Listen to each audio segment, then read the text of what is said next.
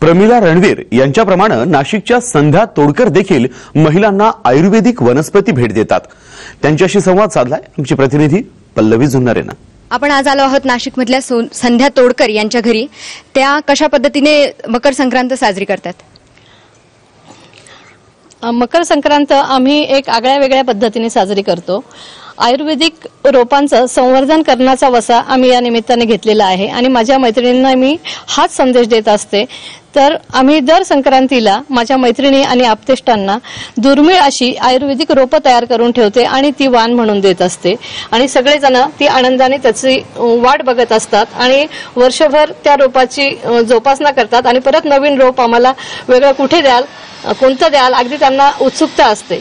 आणि आज मी त्या निमित्ताने डिकामली, गुळवेल सत्व, वाळा, कोरफड, बेसिल, शतावरी, सताप अशी अनेक प्रकारची रोपं वाण म्हणून माझ्या मैत्रिणींना दिली आणि त्या खरोखर खुश आहेत। आणि मला असं वाटतं की सगळे जे सण आहेत ते आपण पारंपरिक रीतीने साजरे करतोच, पण त्याबरोबरच निसर्गाचा समतोल कसा राखला जाईल असा आपण प्रत्येकाने प्रयत्न करावा आणि प्रत्येकाचा त्यात खारीचा वाटा असावा। काही झाडांचं संवर्धन करण्याचा वसा जर तरुण मंडळींना दिला तर ती खरोखर करतील। वारकरी जेव्हा पंढरीची वारी निघते त्यावेळेला आषाढी कार्तिकीला खूप वारकरी मोठ्या समुदायाने जात असतात आणि प्रत्येक चौकामध्ये त्यांना त्यांच्या खाण्यापिण्याची व्यवस्था केलेली असते, पण अगदी 2 आणि 5 किलोमीटरवर गेल्यानंतर त्यांना खाण्याची इच्छा नसते आणि अन्नाची नासधूस होते। याचबरोबर जर तुम्ही त्यांना त्या मंडळांनी आयुर्वेदिक रोपं किंवा दुर्मिळ अशी वड, उंबर, पिंपळ किंवा दुर्मिळ होत चाललेली अशा जातींची झाडं त्यांच्याकडे दिली तर वारकऱ्यांची दिलेलं झाड म्हणून धार्मिक भावना म्हणून लोक त्या रोपाचं निश्चित संवर्धन करतील आणि त्या वाटलेल्या रोपांपैकी अगदी 10% रोपं जरी जगली तरी सुद्धा ते खूप मोठं योगदान असेल असं मला वाटतं। हा सण अतिशय वेगळ्या धाटणीने संध्या तोडकर साजरा करता आहेत।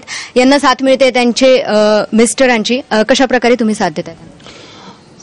कसं आहे, दोघांची आवड एक असल्यामुळे, दोघांचे विचार एक असल्यामुळे आमच्या या गोष्टी सहज शक्य होतात। याचं कारण असं आहे की आयुर्वेदाची आणि निसर्गाची आम्हाला दोघांनाही आवड आहे। होतं काय की प्रत्येक गोष्ट आम्ही नाविन्यपूर्ण पद्धतीने करण्याचा प्रयत्न करतो। तर आपल्याला सर्वांना माहित आहेच की भारतीय संस्कृतीचं आणि सणांचं एक अतूट असं नातं असतं आणि प्रत्येक भारतीय सण हा निसर्गाशी जोडला गेलेला आहे।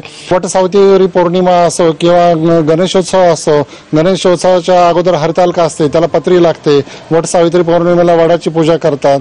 हे जे सण असतात ते पर्यावरणपूरक असतात। ह्या दृष्टीने आपण पर्यावरण संवर्धनाचा सुद्धा एक प्रयत्न केला पाहिजे। म्हणून आम्ही अशी एक संकल्पना मांडली की ही जी संक्रांत आहे, ज्या संक्रांतीमधून संदेश तर दिला जाईलच, पण संस्कृतीचं जतन पण होईल आणि आयुर्वेदाचा प्रसार पण होईल, अशा 2-3 उद्देशांनी आम्ही ही संक्रांत साजरी करत आहोत।